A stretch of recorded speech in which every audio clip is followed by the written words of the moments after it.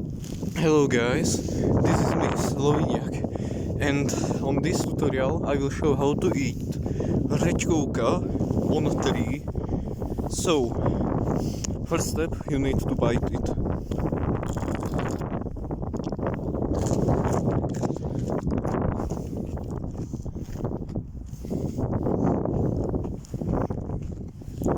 Then, when you will find out it's good, then we are gonna eat it whole.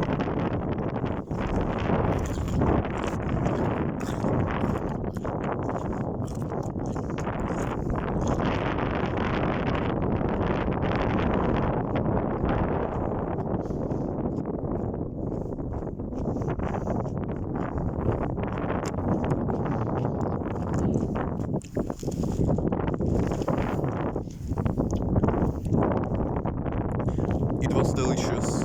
That's all from this tutorial. I hope that this tutorial helped, and we will see in next tutorial. Bye bye.